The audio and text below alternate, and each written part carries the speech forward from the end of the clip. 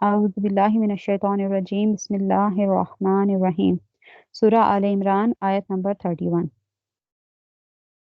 کل کہہ دیجئے ان کنتم اگر تم ہو تحبون اللہ محبت کرتے اللہ سے فاتبعونی تو پس میری پیروی کرو یحببکم اللہ تو محبت کرے گا تم سے اللہ ویغفر لکم اور تمہیں بخش دے گا ذنوبکم تمہارے گناہ واللہ اور اللہ غفور الرحیم بخشنے والا مہربان ہے۔ قل کہہ دیجئے اطیعوا اللہ تم اطاعت کرو اللہ کی والرسول اور رسول کی فَإِن تولوا پھر اگر وہ پھر جائیں فَإِنَّ اللَّهَ تو بے شک اللہ لا يحب الکافرین نہیں ہے کافروں کو محبت کرتا یا کافروں کو دوست نہیں رکھتا۔ یہ 31 آیت بہت ہی خوبصورت آیت ہے۔ اس میں آپ تھوڑا سا غور کریں تو آپ کو سمجھ آئے گی کہ اللہ سبحانہ و تعالیٰ نے اپنی طرف آنے کا راستہ بتایا ہے کہ میری طرف اگر آنا چاہتے ہو تو کہاں سے ہو کر آنا ہے؟ آقا کریم صلی اللہ علیہ وسلم کے پاس سے ہو کر آنا ہے، ڈائریکٹ نہیں آیا جا سکتا۔ تو اس میں پہلی بات ہو رہی ہے کہ محبت کی، کہ اگر تم اللہ سے محبت رکھتے ہو تو ابھی ہم دیکھتے ہیں کہ محبت کیا ہے۔ محبت کی ہم ڈیفینیشن پیچھے پڑھ چکے ہیں، کوئی بتائے گا محبت کیا ہے؟ محبت کا مطلب کیا ہے؟ خود کو اللہ کی رضا کے لیے تابع کر دینا، وقف کر دینا وقف کر دیں۔ کیسے وقف ہو سکتا ہے؟ کہ اس کی اللہ کے احکامات بتائی ماننا ہوئی اور چیزوں سے پر عمل کرنا اور اس کے احکامات جو جس سے منع کیا گیا اس سے رک جانا۔ قرآن و حدیث پر عمل کرنا ہے۔ جی جس وجہ وہ تو بغیر محبت کے بھی ہو سکتا ہے۔ عمل تو کچھ لوگ ویسے بھی کرتے ہوں گے، محبت نہیں بھی کرتے تو بس کر لیتے ہوں گے۔ محبت کی ڈیفینیشن کیا ہے؟ ہم نے کیا پڑھی تھی محبت کی ڈیفینیشن؟ جب آپ اللہ کی رضا کے لیے اپنے آپ کو وقف کر دیتے ہیں وقف کر دیتے ہیں، ٹھیک ہے۔ ویسے صرف محبت کی ڈیفینیشن، ٹھیک ہے۔ محبت کیا ہے؟ کہ محبت ہے محبوب کے سانچے میں اپنے آپ کو ڈھال لینے کا نام ہے، یعنی اس میں آپ کی اپنی رضا، اپنی خوشی، اپنی خواہش، اپنی انا سب کچھ ختم ہو جاتا ہے اور آپ اپنے آپ کو بالکل ویسا ہی بنا لیتے ہیں جیسا آپ کا محبوب آپ کو بنانا یا آپ کو دیکھنا چاہ رہا ہوتا ہے۔ یہ محبت ہے، محبوب کی طرح یہی بننے ہوا کا نا نام۔ کہ اپنے آپ کو وقف کر دینا، مطلب اپنی خواہشات اپنی چیزوں کو ختم کر کے تو صرف تو وہی سب کچھ اپنانا جو اللہ تعالیٰ چاہتا ہے، جس طرح جو ہاں جی جو آپ کا محبوب چاہ رہا ہے اس کے مطابق بالکل آپ نے وہی کام کرنے ہیں، ٹھیک ہے۔ اس کو محبت کہا جاتا ہے۔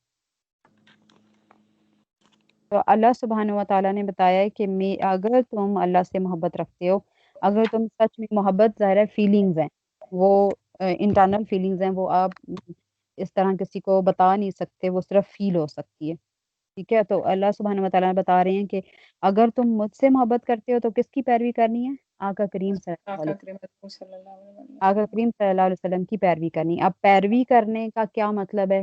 پیروی کرنے کا سنتوں پر عمل کرنا۔ سنتوں پر عمل کرنا، وہ جیسا جیسا حکم فرماتے گئے ویسا ویسا کرنا، بغیر حیل و حجت کے، بغیر چوں چراں کیے، بغیر کچھ سوچے۔ جیسے اگر ہم دیکھیں کہ ہمیں دنیا میں کسی سے محبت ہو تو ہم وہ جو چاہ رہا ہوتا ہے بندہ، جس طرح کا ہمیں دیکھنا چاہ رہا ہوتا ہے، ہم ہر وہ کام بغیر کسی دل میں تنگی لائے یا کچھ بھی کیے خوشی خوشی سے کرتے ہیں کہ یہ اس کو پسند ہے، میں ایسے کرتی ہوں۔ مثال کے طور پر اگر کوئی وائف کو اپنے ہسبینڈ سے ہے تو وہ وائف وہ کھانے بھی وہی پکائے گی جو اس کے ہسبینڈ کو پسند ہے، وہ ویسا پہننا، ڈریس اپ ہونا بھی ویسا ہی چاہے گی جیسا اس کے ہسبینڈ کو پسند ہے، وہ ہر وہ کام کرے گی اپنے ہسبینڈ کو خوش کرنے کے لیے۔ بالکل سیم یہی ہے کہ اگر اللہ سبحانہ و تعالیٰ سے ہمیں محبت ہے تو ہم ہر وہ کام کریں گے جس سے اللہ سبحانہ و تعالیٰ راضی ہوں گے، خوش ہوں گے۔ تو وہ کام کیا ہے؟ وہ آقا کریم صلی اللہ علیہ وسلم کی ذات مبارک، ان کی سنت ہے، ان کی سنتوں پر عمل کرتے جائیں بغیر دل میں تنگی محسوس کیے یا اس پر کیوں یہ لائے کہ یہ کیوں حکم ہے، یہ ہم ایسے کیسے کریں بغیر کسی چون چراں کے۔ صحابہ کرام کی طرح جیسے انہیں کہا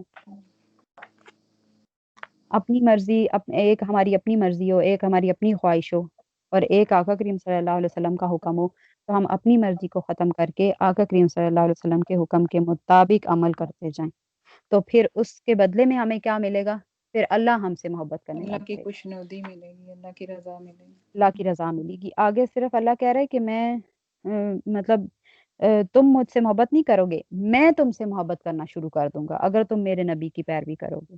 تو پیروی کرنے کے لیے سب سے پہلی بات ہے کہ محبت ہوگی تو ہم اتنے خلوص سے اتنے پیار سے صحابہ کی طرح پیروی کر سکیں گے۔ جیسے صحابہ کا تو یہ عالم تھا کہ وہ تو وضو کا دل پانی کا کے کرتے قطرے بھی نہیں زمین پر گرنے دیتے تھے، ان کا لعاب زمین پر نہیں گرنے دیتے تھے، ان کے موئے مبارک نہیں زمین پر جانے دیتے تھے، وہ جیسا جیسا کر رہے ہوتے تھے ویسا ویسا کرتے تھے، جس جس جگہ پہ قدم رکھ کے چلتے تھے اسی جگہ پر قدم رکھ کر چلا کرتے تھے، وضو کا پانی بھی نہیں نا نیچے۔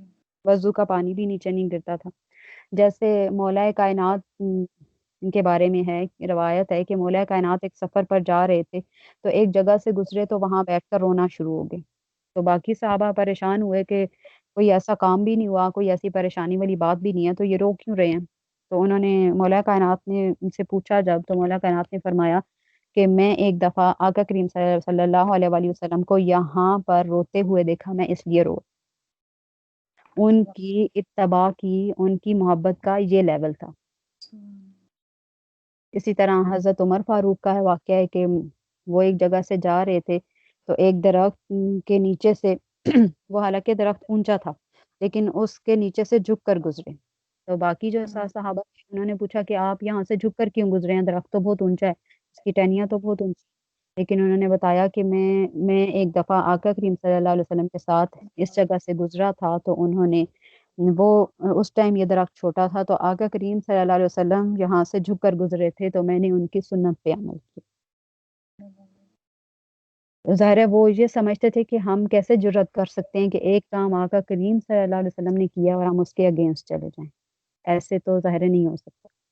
اور پھر آقا کریم صلی اللہ علیہ وسلم کا فرمان بھی ہے کہ تمہارا اس وقت تک کوئی انسان مومن نہیں ہو سکتا، مفہوماً بتا رہی ہوں، جب تک اسے وہ مجھ سے اپنے ماں باپ، اپنی جان مال اولاد ہر کسی سے بڑھ کر محبت نہ کر لے۔ یہ حدیث سب نے سنی ہوئی ہوگی۔ ایک دفعہ حضرت عمر فاروق رضی اللہ تعالیٰ عنہ جو ہیں وہ آقا کریم صلی اللہ علیہ وسلم کے ساتھ جا رہے تھے تو آقا کریم صلی اللہ علیہ وسلم نے پوچھا کہ اے عمر تمہیں مجھ سے کتنی محبت ہے؟ تو حضرت عمر نے عرض کی کہ یا رسول اللہ مجھے آپ سے ہر چیز سے زیادہ محبت ہے لیکن اپنی جان مجھے اس سے بھی زیادہ عزیز ہے۔ تو آقا کریم صلی اللہ علیہ وسلم نے فرمایا کہ اے عمر تم اس وقت تک مومن نہیں ہو سکتا، مفہوماً بتا رہی ہوں، ٹھیک ہے، اے عمر تم اس وقت تک مومن نہیں ہو سکتا جب تک تو اپنی جان سے بھی بڑھ کر مجھ سے محبت نہ کر لے۔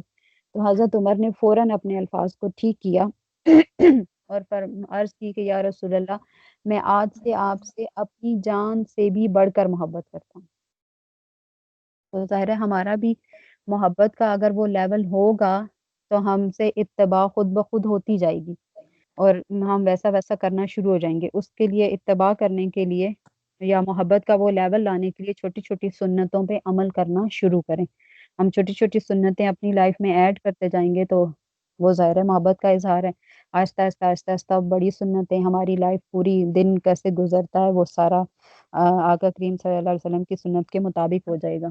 ہم لوگ اپنی اس کے مطابق زندگی گزار رہے ہوتے ہیں، ہم نے کبھی یہ سوچا ہی نہیں کہ اللہ سبحانہ و تعالیٰ نے تو فرمایا کہ بہترین تمہارے لیے بہترین نمونہ آقا کریم صلی اللہ علیہ وسلم کی سنت میں ہے، تم ان کی سنت کو فالو کرو۔ ہم تو کبھی سوچتے ہی نہیں، کبھی دیکھتے ہی نہیں کہ ہم سوچنے کی مطلب ٹرائی نہیں کرتے کہ آقا کریم صلی اللہ علیہ وآلہ وسلم اپنا دن کیسے گزارتے تھے، یا وہ صبح کیسے اٹھتے تھے، وہ دن میں کام کیسے کرتے تھے، گھر میں کیسے رہا کرتے تھے، لوگوں کے ساتھ کیسے سلوک کرتے تھے، پورا صبح سے لے کر رات تک اور دن رات وہ اپنے کیسے گزارتے تھے، ہم بھی اسی طرح گزاریں۔ تو اگر ہم یہ ساری ٹرائی کریں گے، چھوٹی چھوٹی چیزیں اپنے ساتھ ایڈ کریں گے اپنی لائف میں تو انشاءاللہ اللہ سبحانہ و تعالیٰ ہم سے محبت کریں گے۔ حضرت خالد بن ولید بہت بڑے جلیل مطلب صحابی ہیں اور وہ جنگجو تھے، بہت بڑے جنگجو تھے، بہت بہادر تھے، انہوں نے بہت ساری جنگیں جو ہیں وہ فتح کی تھی۔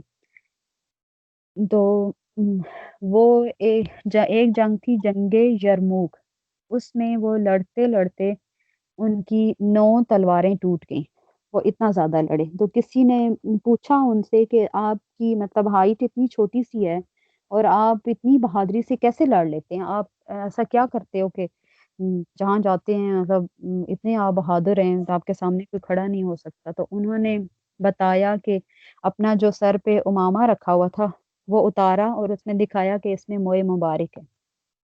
مطلب ان لوگوں کی محبت کا یہ لیول تھا کہ وہ آقا کریم صلی اللہ علیہ وآلہ وسلم کی ہر چیز کو بابرکت سمجھ کر استعمال کرتے تھے، اور اس سے ان کو فیض ملتا تھا۔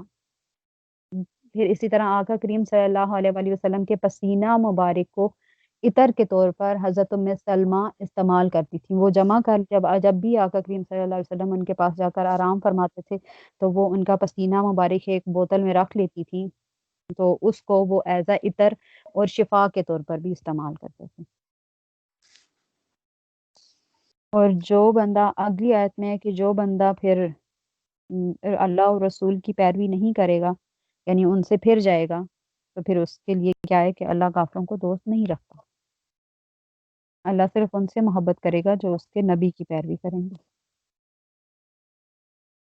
آگے ہے ان اللہ، بے شک اللہ، اصطفیٰ چن لیا ہے آدم کو، ونوحً اور نوح کو، وآل ابراہیم اور آل ابراہیم کو، وآل عمران اور عمران کے گھرانے کو یا عمران کی اولاد کو، علی العالمین سارے جہانوں پر۔ عمران جو ہے وہ حضرت موسیٰ اور حضرت ہارون علیہ السلام کے والد تھے۔ جی میں ابھی بتاتی ہوں۔ ذریتم اولاد ہیں، بعدھا من بعد وہ ایک دوسرے کی، ان میں سے بعض کی اولاد ہیں، یعنی وہ ایک دوسرے کی اولاد ہیں۔ واللہ اور اللہ سمیع علیم، سننے والا اور جاننے والا ہے۔ یہاں پہ ذکر ہو رہا ہے کہ پہلے آقا کریم صلی اللہ علیہ، پچھلی آیت میں آقا کریم صلی اللہ علیہ وآلہ وسلم کی فضیلت بتائے گی کہ ان کی پیروی کرو گے تو اللہ تم سے محبت کرے گا۔ آگے اللہ باقی انبیاء کا بتا رہا کہ باقی کون سے انبیاء ہیں جن کو میں نے تمام جہانوں پر چن لیا، جو میرے محبوب ہیں یا میرے تمام جہان والوں سے افضل ہیں۔ ان میں سب سے پہلے حضرت آدم علیہ السلام کا ذکر ہے۔ حضرت آدم علیہ السلام کیسے افضل ہیں؟ حضرت آدم علیہ السلام یا انسانوں کی پیدائش سے پہلے 3 مخلوقات موجود تھی، فرشتے، جن اور شیاطین۔ ٹھیک ہے، فرشتے سمجھتے تھے کہ ہم افضل ہیں، جن سمجھتے تھے کہ ہم افضل ہیں، مطلب ان مخلوقات میں یہ تھا۔ جب ہم نے جیسے پڑھا تھا کہ جب اللہ تعالیٰ نے کہا کہ میں زمین میں اپنا خلیفہ بنانے والا ہوں، تو فرشتوں نے اعتراض کیا کہ اور آپس میں ان کو کیوروسٹی ہوئی کہ سب سے افضل مخلوق تو ہم ہیں، اب اللہ کیا بنانے لگا ہے، کس کو خلیفہ بنائے گا، سب سے بہترین مخلوق تو ہم ہیں۔ تو جب انہیں ان کے اندر یہ سوال پیدا ہوا اور انہوں نے ان کی کیوروسٹی زیادہ ہوئی تو انہوں نے اللہ سبحانہ و تعالیٰ سے سوال کیا کہ یا اللہ تو ایسی چیز بنانے لگا ہے، ایسی مخلوق بنانے لگا ہے جو زمین میں جا کر فساد کریں گے اور خون بہائیں گے۔ تو اللہ سبحانہ و تعالیٰ نے فرمایا کہ مجھے اس چیز کا علم ہے جس کا تمہیں علم نہیں۔ تو فرشتے چپ ہو گئے۔ پھر حضرت آدم علیہ السلام کی تخلیق کی گئی اور ان کے سامنے ان کو کچھ چیزوں کا علم سکھایا گیا۔ وہ چیزیں فرشتوں پر پیش کی گئیں اور ان سے پوچھا گیا کہ آپ فرشتے ان کے نام بتائیں۔ تو فرشتے ان کے نام بتانے سے عاجز آ گئے اور وہ توبہ استغفار کرنے لگے اور اللہ کی تسبیح بیان کرنے لگے اور کہنے لگے کہ یا اللہ ہمیں تو صرف اتنا ہی علم ہے جتنا تو نے ہمیں سکھایا، اس سے زیادہ ہمیں علم نہیں۔ تو پھر اللہ سبحانہ و تعالیٰ نے وہی چیزیں حضرت آدم علیہ السلام کے سامنے پیش کی، تو حضرت آدم علیہ السلام نے کو حکم دیا کہ آپ فرشتوں کو ان ساری چیزوں کے نام بتائیں۔ حضرت آدم علیہ السلام نے وہ سارے نام ان چیزوں کے بتا دیے۔ تو پہلی فضیلت جو انسان کو حاصل ہوئی وہ علم کی فضیلت ہے۔ علم اللہ سبحانہ و تعالیٰ نے عطا کیا انسان کو، جس کی وجہ سے انسان کو اشرف المخلوقات بنایا گیا۔ حضرت آدم علیہ السلام کی فضیلت کہ انہیں علم سکھایا گیا، پھر دوسری ان کی فضیلت کہ ان کے اندر سے پوری دنیا یا قیامت تک آنے والی جتنی بھی روحیں تھیں وہ ان کے اندر سے نکالی گئی۔ اور جیسے ہم نے کل بھی پڑھا کہ ایک مٹھی اللہ نے بھری اور جنت میں پھینک دی، ایک مٹھی بھری تو جہنم میں پھینک دی، مطلب اس سے ظاہر ہوا کہ روحیں نکالی گئیں، ساری قیامت تک آنے والی ساری روحیں بن چکی، پیدا ہو چکی، سب کچھ ہو چکی، صرف زمین پر اترنا باقی ہے۔ تو پھر اس کے بعد اللہ سبحانہ وتعالیٰ نے حضرت فرشتوں سے کہا کہ آدم علیہ السلام کو سجدہ کرو، یہ اس سے بھی زیادہ بڑی فضیلت ہے۔ پھر فرشتوں نے آپ نے دیکھا کہ اپنے سب کو پتہ ہے کہ فرشتوں نے سجدہ کیا حضرت آدم علیہ السلام کو، اور حضرت آدم علیہ السلام کے اندر آقا کریم صلی اللہ علیہ وسلم کا نور مبارک رکھا۔ پھر اگلی بات آتی ہے حضرت نوح علیہ السلام کی کہ ان کو کیسے چنا، ان کو کیسے فضیلت تمام جہانوں پر دی۔ حضرت نوح علیہ السلام جو تھے وہ ان کے حضرت نوح علیہ السلام وہ نبی تھے جو پہلی شریعت لے کر آئے زمین پر، پہلی شریعت ان کے ٹائم آئی۔ حضرت آدم علیہ السلام کے ٹائم پہ بہنوں کے ساتھ، خالہ پھپھو یا اس طرح کے جتنے بھی محرم رشتے تھے ان کے ساتھ نکاح کرنا جائز تھا، لیکن حضرت نوح علیہ السلام کی شریعت میں آ کر یہ سب منع ہو گیا۔ پھر حضرت نوح علیہ السلام جو ہیں ان کو اللہ سبحانہ وتعالیٰ نے 900 سال تک زندہ رکھا، انہوں نے 900 سال دنیا میں تبلیغ کی۔ پھر جیسے سب کو پتہ ہی ہے کہ طوفان آیا اور اللہ نے باقی ساری مخلوقات زمین میں جتنے بھی لوگ تھے ان سب کو ختم کر دیا، اور حضرت نوح علیہ السلام نے ایک کشتی بنائی اور اس کشتی میں ہر چیز کا جوڑا رکھا، پھر وہ چیز بس بچے، ان سے پھر آگے نسل چلی۔ پھر آگے حضرت ابراہیم آل ابراہیم علیہ السلام کا ذکر ہے کہ حضرت ابراہیم علیہ السلام ان کی اولاد کو افضل کیسے بنایا۔ آل ابراہیم میں جو ان کی حضرت نوح علیہ السلام کی کشتی سے جو لوگ نکلے تھے، پھر انہی کی آگے اولاد میں سے حضرت ابراہیم علیہ السلام پیدا ہوئے۔ پھر حضرت ابراہیم علیہ السلام کو اللہ سبحانہ وتعالیٰ نے تمام انبیاء کا امام بنایا، انہیں یہود نصارہ مشرکین سب جو ہیں وہ اپنا امام مانتے ہیں، اپنے نبی مانتے ہیں۔ انہی کی اولاد میں سے تمام انبیاء آئے، حضرت دونوں سائڈوں سے، دونوں بیٹوں میں سے، حضرت اسحاق میں سے بھی اور حضرت اسماعیل میں سے بھی۔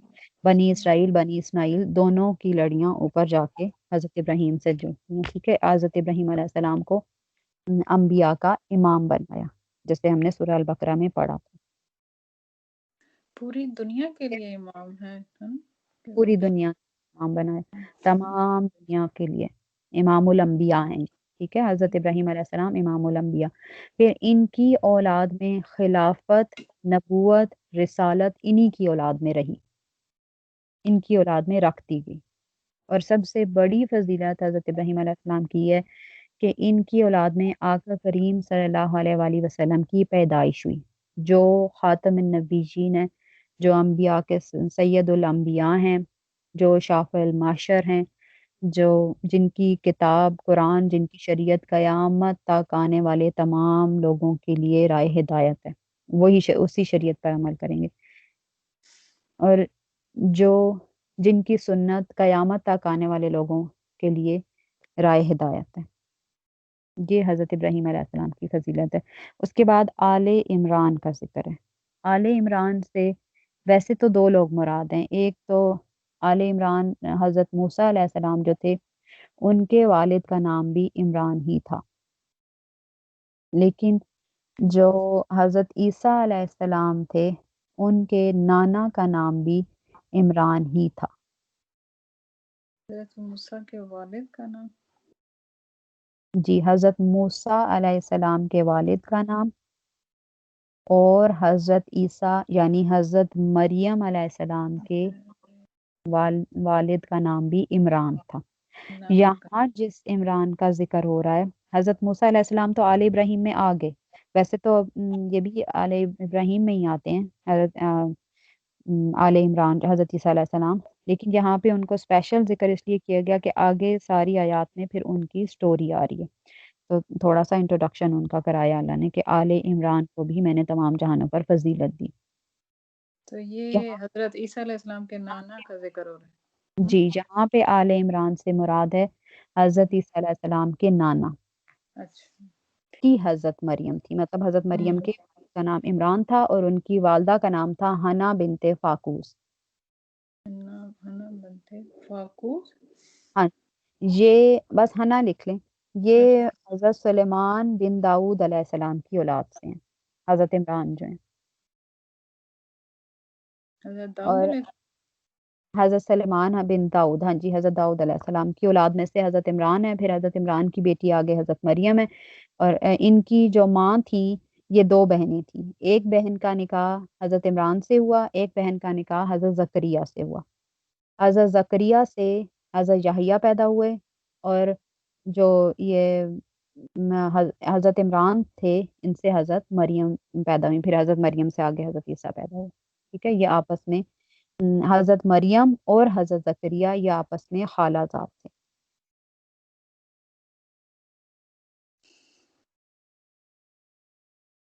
جی، آل عمران کو فضیلت اس طرح ہوئی کہ ایک تو اللہ سبحانہ و تعالیٰ نے حضرت مریم کی پیدائش جو ہے، حضرت مریم سے آگے جو حضرت عیسیٰ کی پیدائش ہے وہ بالکل ان نیچرل وے میں ہوئی، کہ ان کے نکاح کے بغیر، ان کے خاوند کے بغیر ان کی اولاد ہوگی۔ پھر اس کے بعد دوسری بڑی فضیلت کہ ان کے پیدائش کے ٹائم انہیں حکم ہوا کہ آپ بالکل اکیلی جو ہیں وہ گاؤں سے باہر چلی جائیں، فلاں درخت کے نیچے بیٹھے، وہاں بچہ پیدا ہو جائے گا، جب بچہ پیدا ہو جائے تو اس کو لے کر آپ بستی میں آئیں، تو بستی میں آ کر آپ نے، بستی والا جب آپ سے سوال کریں گے تو آپ نے چپ رہنا ہے، آپ نے کہنا ہے کہ میں نے چپ کا روزہ رکھا ہوا ہے، اور بچہ جو آپ کی گود میں ہوگا وہ خود بخود کلام کرے گا۔ یہ دوسری بڑی فضیلت کہ ماں کی گود میں نو مولود بچہ جو ابھی پیدا ہوا ہے اس نے اپنی منہ سے بول کر بتایا کہ میں نبی ہوں۔ پھر آگے حضرت عیسیٰ علیہ السلام کو جو معجزات عطا کیے گئے، جیسے مردہ کو زندہ کر لینا، کوڑی کو ٹھیک کر لینا، وہ بھی ظاہر ہے بالکل انبلیویبل ہے کہ ایک مردہ بندہ ہے اس کو وہ اللہ کے حکم سے زندہ کر لیتے تھے۔ تو یہ ساری ان کی فضیلتیں ہیں، اس طرح سے ان کو اللہ نے چنا، اور یہ سب آگے اللہ سبحانہ و تعالیٰ کے یہ سب جو ہیں وہ ایک دوسرے کی اولاد ہیں۔ آگے ذکر ہو رہا ہے کہ اذ قالت امرأۃ، جب کہا عمران کی امرأۃ عمران، اذ قالت امرأۃ عمران، جب کہا عمران کی بیوی نے، رب انی، اے میرے رب، نظر تو، میں نے نظر مانی ہے، لکا، تمہارے لیے، ما فی، جو ہے، جو فی بطنی، میرے بطن میں، محررن، آزاد کیا ہوا، اے میرے رب، جو کچھ میرے پیٹ میں ہے وہ میں اسے دنیا کے تمام کاموں سے آزاد کر کے تیری نظر کرتی ہوں۔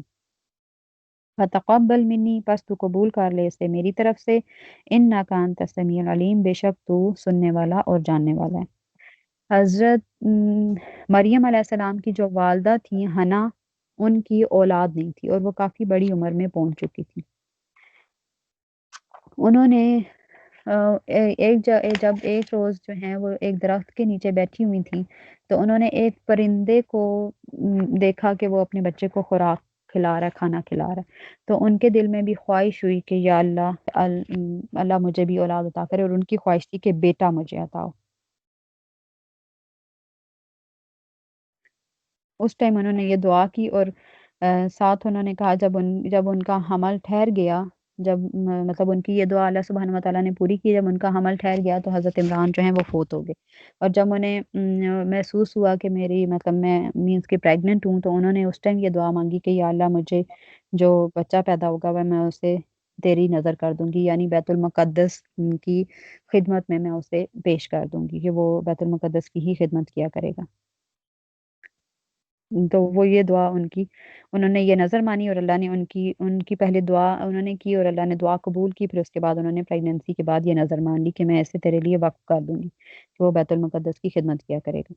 پھر آگے ہے کہ فلما وضعتها، بس جب اس نے اس کو جنا، قالت، کہا اس نے، ربی انی، اے میرا رب، وضعتها، میں نے جنم دیا ہے، انثى، لڑکی کو، واللہ، اور اللہ، عالم، زیادہ جانتا ہے، بما، جو وضعت، اس نے جنا، اور اللہ خوب جانتا ہے جو اس نے جنم دیا، ولیس الذکر، اور نہیں ہے لڑکا، کالانثی، لڑکی کی مانند، وانی، اور میں نے سمیتها، اس کا نام رکھا ہے مریم، مریم، وانی، اور میں اعیذها، پناہ میں دیتی ہوں اس کو، بکا، تیری، وذریتها، اور اس کی اولاد کو، من الشیطان الرجیم، شیطان مردود سے۔ جب ان کی مطلب ڈیلیوری ہوئی تو انہوں نے دیکھا کہ یہ تو بیٹی ہے، اب میں نے تو منت مانی تھی کہ میں اس کو اللہ سبحانہ و تعالیٰ کی طرف مطلب بیت المقدس کی خدمت کے لیے وقف کر دوں گی، تو میرے پاس تو بیٹی پیدا ہوئی ہے۔ تو اللہ سبحانہ و تعالیٰ نے بتایا کہ اللہ سبحانہ و تعالیٰ زیادہ بہتر جانتا ہے جو مریم کی ماں نے جنم دیا ہے۔ تو بیٹا جو ہے وہ بیٹی کی مانند نہیں ہوتا۔ وہ یہ سمجھتی تھیں کہ بیٹا بیٹی کی مانند نہیں ہوتا، کہ یا ظاہر ہے عورتوں کو جو ہے وہ بہت سارے مسائل ہوتے ہیں، پیریڈز وغیرہ، نفاس، یہ وہ، تو وہ مسجد میں اس ٹائم داخل نہیں ہو سکتی، تو وہ کیسے جو ہے بیت المقدس میں رہ کر یا اللہ کے مطلب بیت المقدس کی خدمت کے لیے جو نظر مانی تھی وہ کس طرح اس کی خدمت انجام دے سکیں گی۔ لیکن اللہ سبحانہ و تعالیٰ نے کہا کہ میں بہتر جانتا ہوں جو تم نے جانا ہے۔ تو انہوں نے کہا کہ ٹھیک ہے، میں نے اس کا نام مریم رکھا ہے، تو میں اس سے اور اس کی اولاد کو بھی شیطان مردود سے تیری پناہ میں دیتی ہوں۔ ساتھ انہوں نے یہ بھی دعا کی۔ اب ان کی یہ والی دعا بھی قبول ہوئی، اور حضرت مریم علیہ السلام اور حضرت عیسیٰ علیہ السلام جب ان دونوں کی پیدائش ہوئی تو اس ٹائم شیطان جو ہے ان کو چھو نہیں سکا، ٹھیک ہے، ورنہ شیطان جو ہے وہ ہر بچے کو چھوتا ہے، اور جب بچہ پیدا ہوتا ہے تو اس ٹائم شیطان اس کو ٹچ کرتا ہے، جس کی وجہ سے وہ چیخ مار کر روتا ہے۔ جیسے حضرت ابو ہریرہ رضی اللہ تعالیٰ عنہ بیان کرتے ہیں کہ رسول اللہ صلی اللہ علیہ وآلہ وسلم نے فرمایا، بنو آدم میں سے جو شخص بھی پیدا ہوتا ہے اس کی پیدائش کے وقت شیطان اسے چھوتا ہے تو وہ شیطان کے چھونے سے چیخ مار کر روتا ہے، ماں سوا مریم اور اس کے بیٹے کے۔ پھر حضرت ابو ہریرہ نے قرآن مجید کی یہ آیت پڑھی۔ تو اللہ سبحانہ و تعالیٰ نے اس طرح حضرت مریم علیہ السلام کی والدہ کی یہ دونوں دعائیں قبول فرمائیں۔